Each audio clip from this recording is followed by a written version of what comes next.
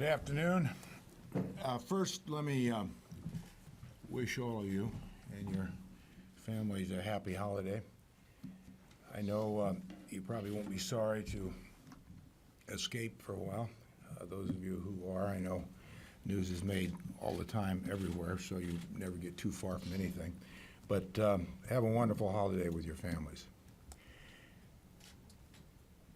As you all know, this year, 2013, has been a challenging year for the Department of Defense and for all the people who represent this institution all over the world, civilians and military, and their families.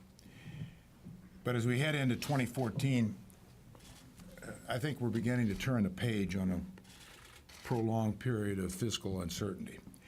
The budget deal that passed Congress yesterday provides some relief for DoD from the devastating cuts of sequestration in fiscal years 2014 and 2015. It gives us some predictability for those 2 years. And the Senate is scheduled to vote tonight, as you all know, on the Defense Authorization Act, which contains measures to strengthen sexual assault prevention and response efforts, as well as many other important provisions. I'm encouraged by the budget deal that Congress has passed. It's a step in the right direction. It's a step in the right direction for us.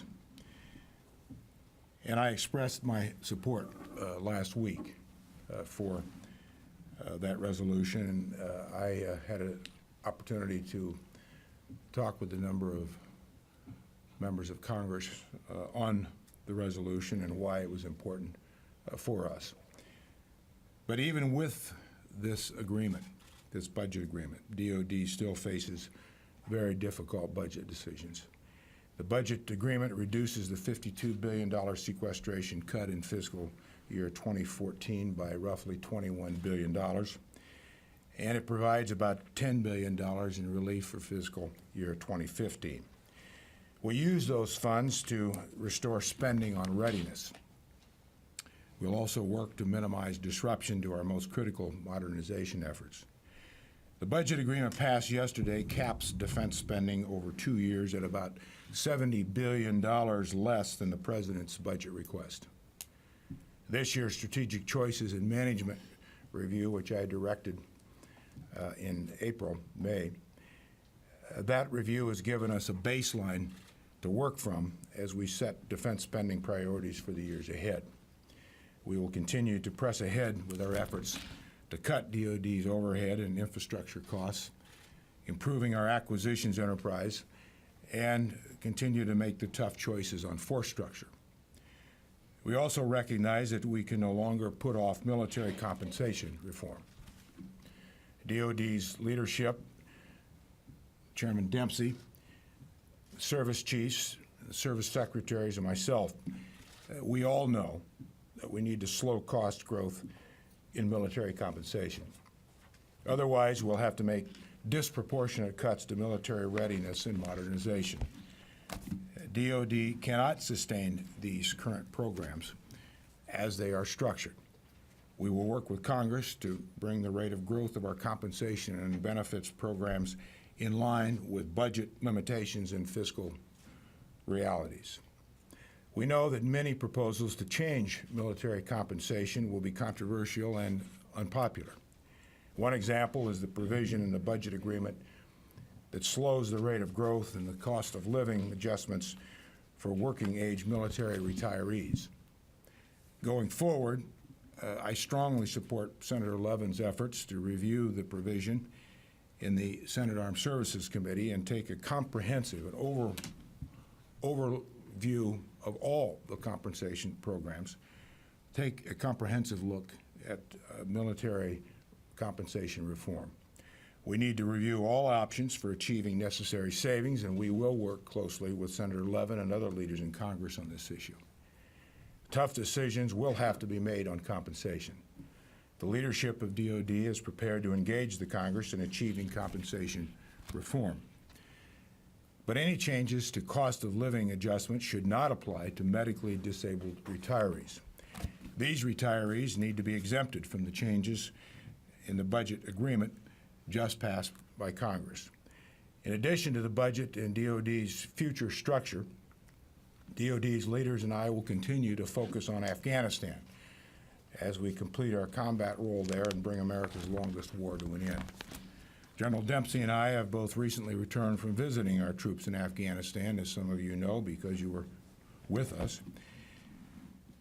These troops, the men and women who serve this country in Afghanistan, continue to perform magnificently under very challenging conditions.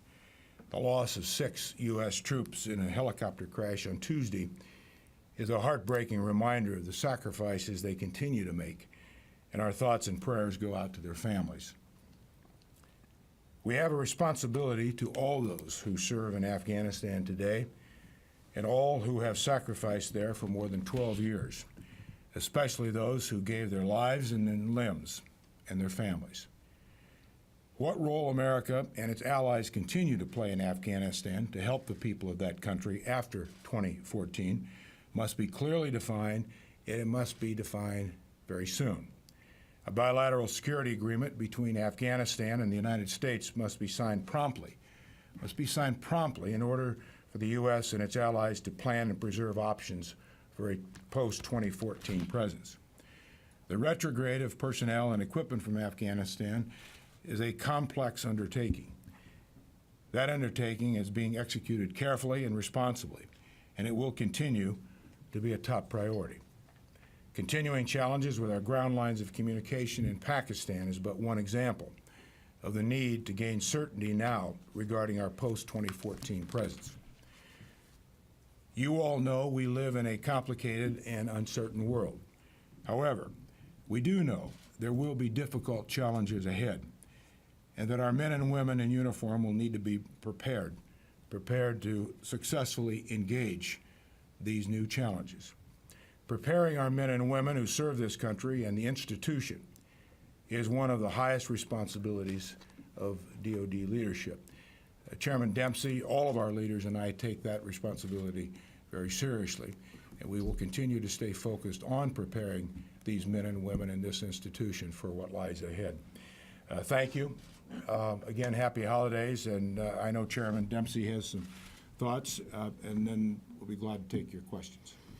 Thanks, Mr. Secretary. I'd like to add my wishes to all of you for a happy holiday for you and your families.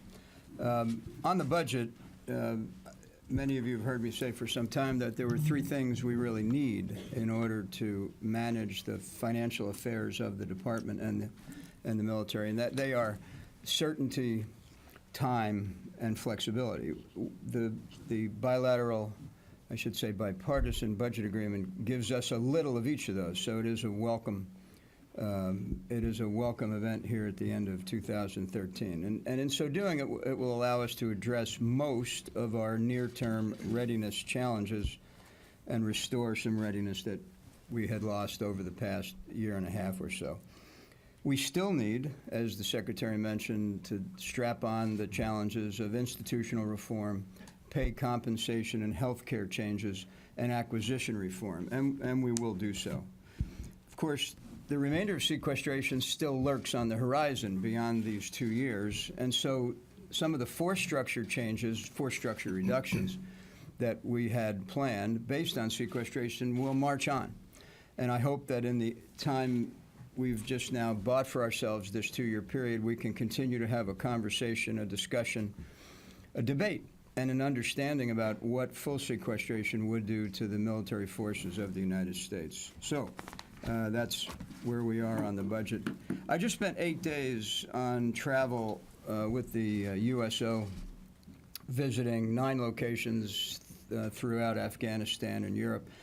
And I'd like to take this opportunity to remind us collectively that when we talk about soldiers, sailors, airmen, Marines deployed, Coast Guardsmen deployed, it's not just those serving in Afghanistan. We've probably got 250,000 or so men and women in uniform deployed at any given holiday period. And I want to make sure that I wish their families a peaceful and calm and happy holiday season as their loved ones are forward deployed all over the world, doing what the nation asks them to do. And I also want to compliment the 7 remarkable and unselfish performers and athletes who joined me on that tour, as they do every year, by the way, in order to say thank you, to learn a little bit more about what those young men and women do.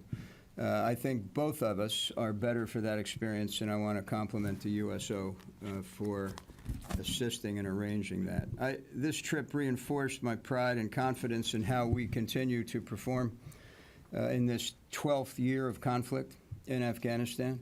We do ask much of our men and women in uniform. We will continue to ask much of them. And as the Secretary noted, the loss of those 6 soldiers in the helicopter crash in Afghanistan should remind us of the dangerous nature of our work and how important it is that we remember and continue to care for them and their families.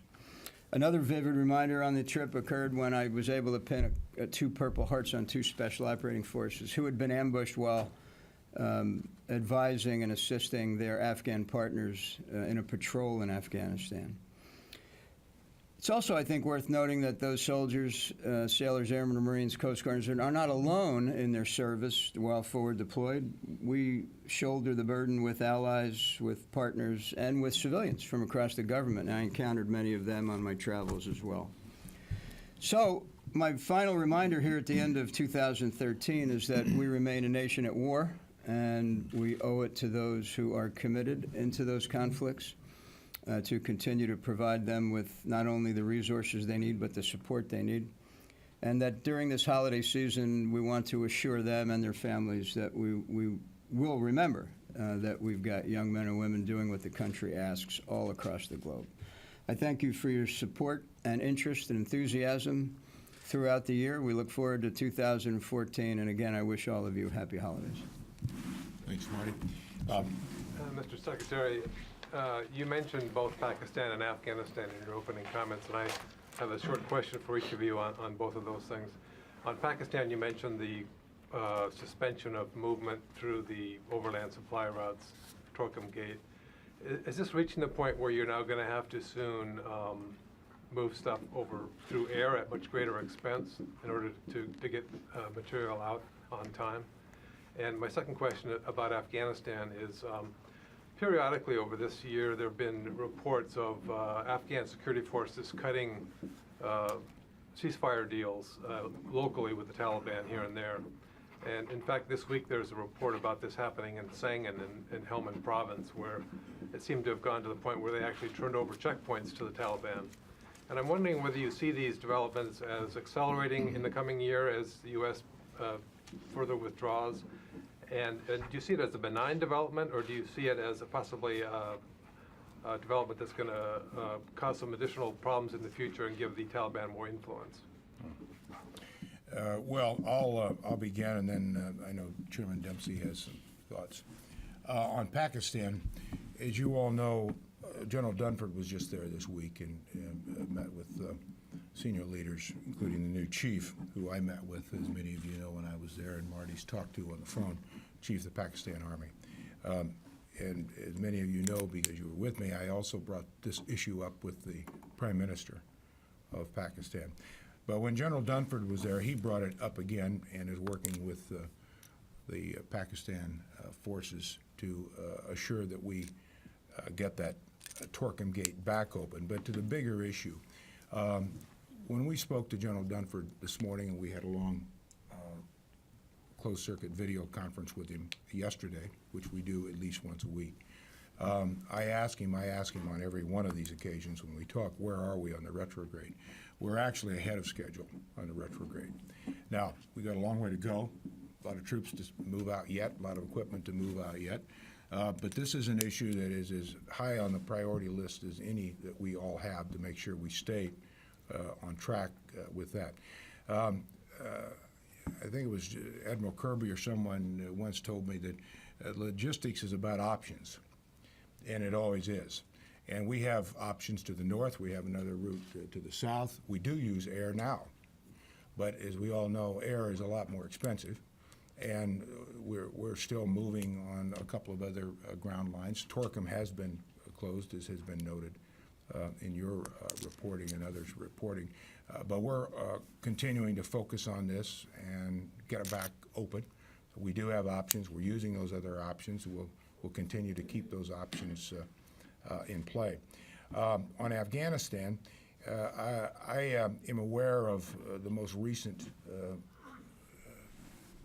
relationship that I understand was made that you alluded to. I don't have the specifics on it, and I'm going to ask General Dempsey. He may know more of those areas of not just the specific question you asked, but your more general question about is this the way of the future, and this is what they're going to have to continue to do. First of all, these are not new. These issues have come up, and there have been cooperative efforts over the years in these different areas with different groups, so that's not new. But I think, and then I'm going to ask General Dempsey to see if he's got more specifics on it. And General Dunford and I talked about this when I was in Afghanistan, as I went out to some of the bases, and some of you were with me on that occasion, and Marty was just there. The Afghan National Army is doing a tremendous job to assure the security and do the things that they need for their country, as well as our partnership and our ISAF partners there. So some of these get down into the technical elements of command and how they deal with these things at that local level. So let me ask Marty if he's got anything. Thanks, Mr. Secretary. Just, I think you've explained the issue with the lines of communication into and out of Pakistan very well. I mean, it is about options. We have the finest logistics architecture and enterprise in the world. That is to say, the Department of Defense, United States military. We'll get it done. It may be more expensive if this persists. We're engaged with our Pakistani partners, but it won't affect the way we operate, nor the way we retrograde.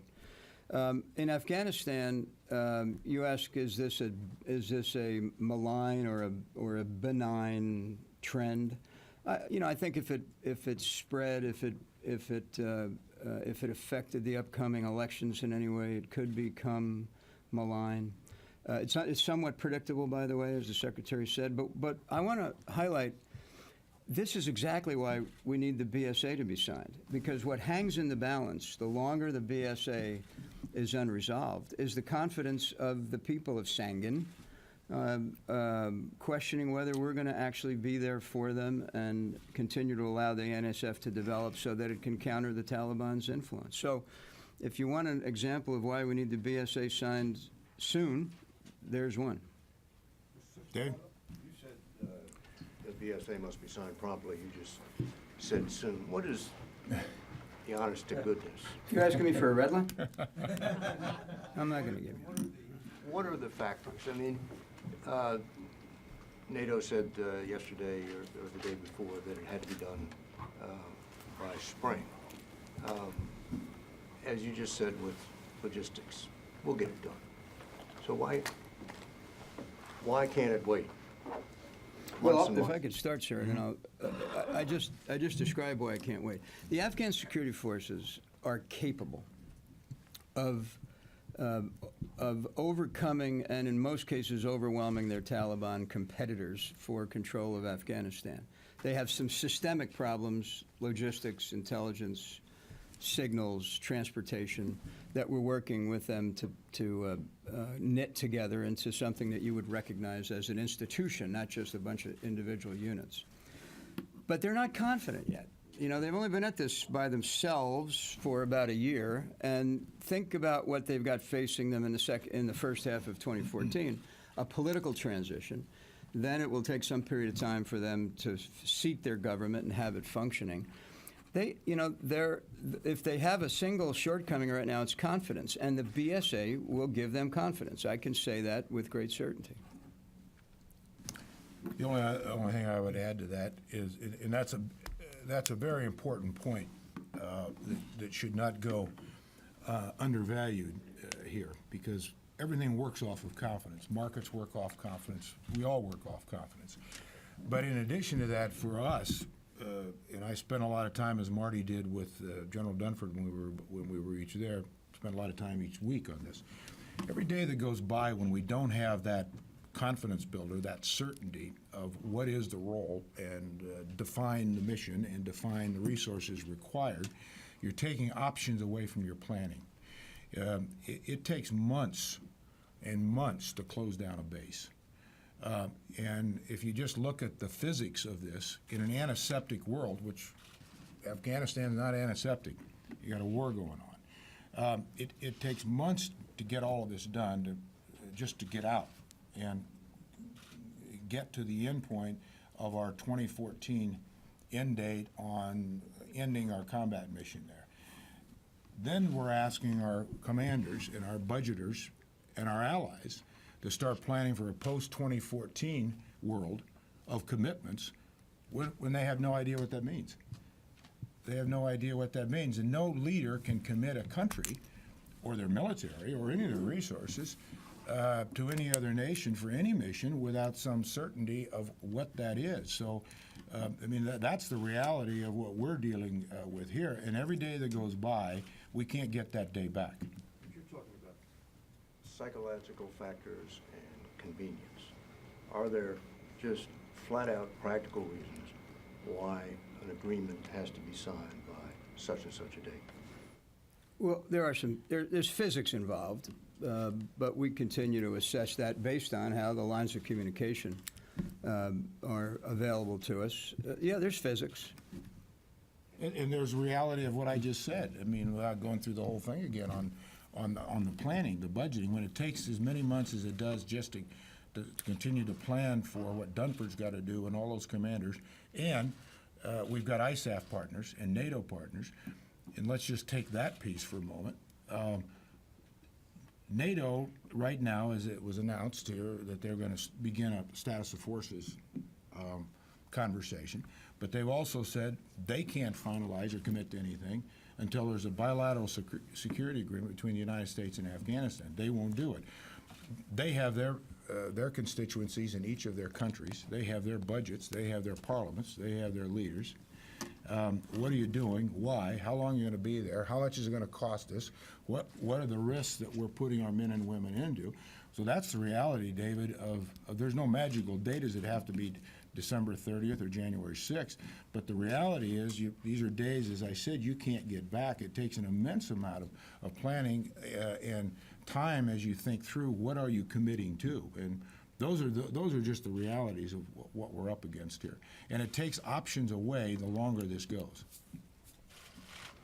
Secretary, you Pentagon put out a statement talking about your conversation with Egypt's Sisi and your concerns about charges against Morsi. Could you please go into some detail about those concerns? What are your concerns specifically? And to Chairman Dempsey, on Syria, could you please speak to what trajectory you think Syria's opposition, armed opposition, is on right now? Do you think it's trending more toward radical Islamist elements that are? How do you see the future of the moderate opposition? Well, on my conversation with General Sisi this morning, as you all know, I've spoken to him about 30 times, I think, since July. And the latest developments on the charges against Morsi, which we discussed. I'm not going to get down into their judiciary and the specifics of analysis of their charges, but what I said to him was, which I have been consistently saying to him, is that every time one of these developments occur, the world sees that, and we see it. And we in the United States, I think most people, most of the world, wants a stable, secure, free, democratic Egypt. And most countries want to help them get there.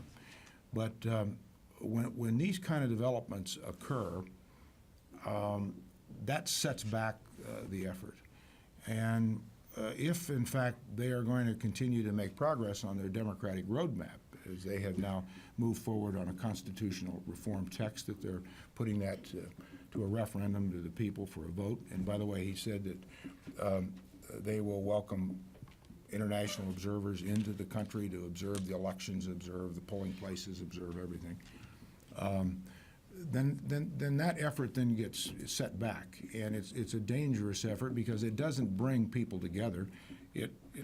it alienates everyone even further. So those were some of the elements of the conversation that we had. But other than the specific issue, they haven't been new to the conversations I've had with him over the last few months. So on the trajectory of the opposition in Syria, I would describe it as there's a competition among groups on the opposition side, a competition that is characterized by changing alliances of convenience. In some cases, those are based on ideologies. In some cases, it's based on far more pragmatic matters of control.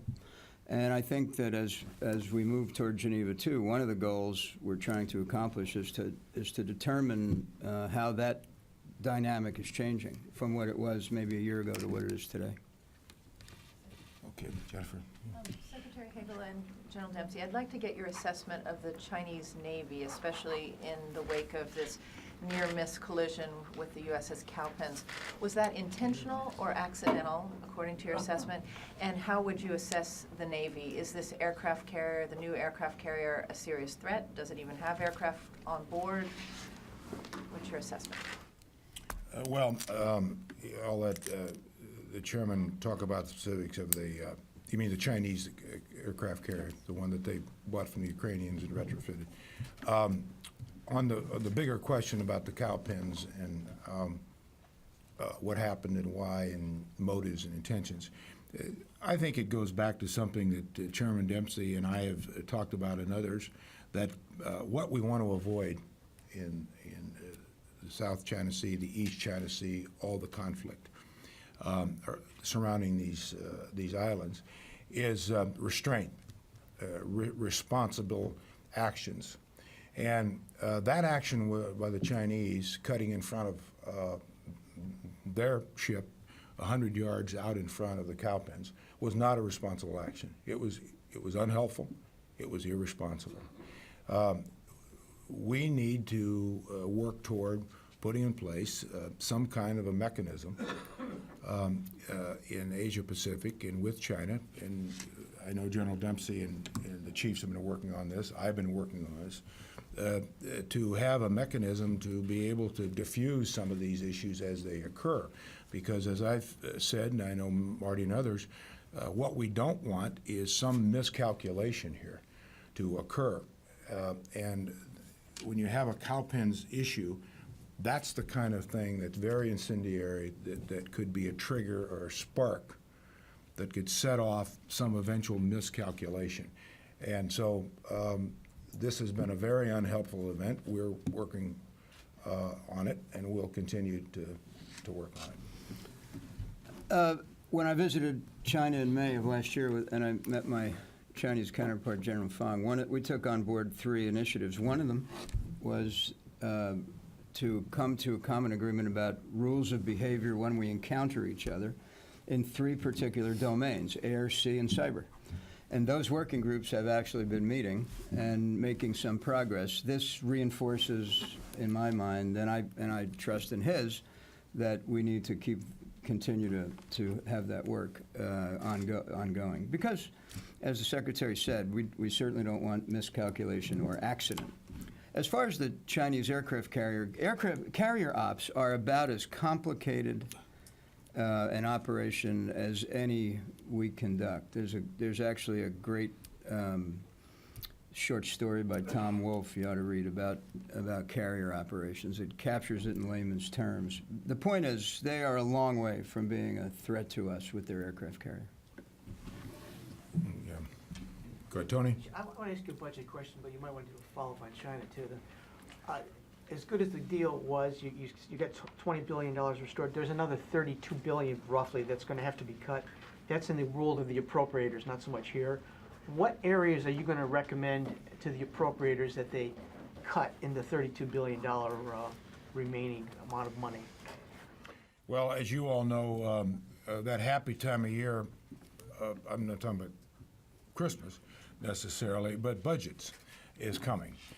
Budget time of year is coming right behind that happy time of year, holiday season, and we will be presenting a budget, and we will be spending a lot of time on Capitol Hill Our chiefs will be, our senior leaders will be, Mr. Hale, the comptroller, will especially be spending a lot of time on Capitol Hill, going through the specifics of this. So I'm not going to preview what we'll be presenting and what we're not and where we're going to be cutting. As I said in my general comments, Tony, that buyback will be used, and Marty and I just spent yesterday afternoon with the chiefs on this particular issue. Where will they, we've been working with them on this, how are we going to use that money, and then where are we going to have to deal, where we continue to have to plan to cut, and where we're going to take it out of the $32 billion that we don't have. So that's in 2014, though. The appropriators are going to cut that. You're talking about rolling out the 15 budget, I think. Yeah, but we're still talking about 2014 too, because yes, the budget's 2015, that's right. But 2014 is right, we're living in that right now, and we didn't have, Tony, we didn't have any certainty at all. We don't have a budget, right, still, until the president signs this. So we're still dealing with 2014. We have to, with the Congress, with the White House, and so that isn't going away. No, we've got to continue to figure out as we work through this. That was the whole point, as much as any of the skimmer, to get some baselines on the lowest total sequestration up to the president's budget and everything in between. Then each of the chiefs had to play out where they're going to take those cuts. So we're doing that now. Yeah, if I could, to compliment the secretary, months ago he said, plan that we're going to be living with sequestration. Right. So the services all, the skimmer was the first step. The services alternative POM, Program Operating Memorandum, was the second step. So what really we're doing now is we're buying back. We know what the bottom looks like. The money that's coming back, we're buying it back. And we'll buy it up to the level we can buy it, and there'll still be a delta. So the work is done. Well, what delta, what areas are the appropriators going to cut and it present an omnibus bill by January 15th, Right. if all goes well? $32 billion or so is going to have to be cut to meet the 498 cap. Right. What area are you going to say, don't take it out of O&M or readiness, go after modernization or compensation? I mean, are there areas you're going to advise the appropriators you would prefer that money come out of? Yes, but you don't expect we're going to expose those to you today, I hope. I did expect that. I'm sure you did, yeah. Tony, are you finished? I am. Yeah, okay. Thank you, Craig. Mr. Secretary, there were 4 prisoners transferred from Guantanamo this week. It's the biggest number in a long time. Was this a blip, do you think, or do you expect in the coming months that this logjam of transfers from Guantanamo might be eased and there will be a significant reduction in the population coming up? Well, as you all know, we transferred last week 2 Saudis, this week 2 Sudanese. You know, I think if you read at least the highlights of the NDAA, which the Senate votes on tonight, at least there's a scheduled vote, that gives a little more flexibility to the president, to all of us on this issue. We would anticipate to continue this effort of transferring these detainees, and I think we're making good progress toward that objective. Mr. Secretary, Mr. Chairman, I would like to ask you about the situation in South Sudan. If you could give us your assessment. Are you concerned about the ethnic tensions? And what is the Pentagon doing to secure the embassy and to avoid any similar incident such we saw in Benghazi 2 years ago? Well, I'm sure most of you, if not all of you, know that we were involved working with the State Department to get a number of our State Department officials out of the embassy here, I think, in the last 24 hours. And we were able to do that successfully with no incident. We have military, additional military capability on the ground that we put into place, I think, what, about 45? That we have located there, we'll keep there for a while to help as this thing evolves. We hope it ratchets down, but we are working very closely with embassy security, State Department security, and doing everything we can to facilitate their requests. Marty, you may have. Yeah, that's really the answer, Joe. We are responsive to State Department requests. The ambassador on the ground believes that the evacuation has achieved the level of stability for the Americans in Sudan. We're very worried about the ethnic conflict and, are watching, in some cases, the maneuvering of units in and around Juba. And to your larger point, I mean, we have, since the Benghazi incident, we've put response forces at various levels of readiness that we dial up and dial back as the situation requires. The nearest one to South Sudan happens to be the East Africa Response Force, and it will be prepared if asked to do something. Okay. Jim. Thank you very much. Jim Shudo with CNN. If I could address this to Secretary Hagel, you're aware of the recommendations of the Intelligence Reform Panel. Two of them directly involve the military. Two of their 46 recommendations. One, that the NSA, they recommend the next director be a civilian, and two, that you split off the military cyber command from the NSA. These happen to be two recommendations that the White House has pushed back on. I wonder if you see any fundamental reason why having a civilian at the head of the NSA would cause damage to its mission, or indeed separating the military cyber command from the NSA, putting it under a separate command. Do you see, would that in any way hamper its mission? If I could ask General Dempsey, I would appreciate your thoughts on that as well. And just one follow, Jennifer's question on China. As you have so many assets floating in the air around China and on the seas, and in lieu of setting out these rules of engagement with the Chinese, are you telling your pilots and commanders and captains any new rules of engagement or any new rules for them to follow to avoid getting into a dust-up there? Well, Jim, on the NSA issue and the recommendations, we're just reviewing those now. I'm generally aware of not all of them. I haven't read all of them. I'm just started reviewing, and I think the interagency is reviewing them as well, but I won't speak for anyone else. But we are, and we take those very seriously, and we will review all of them.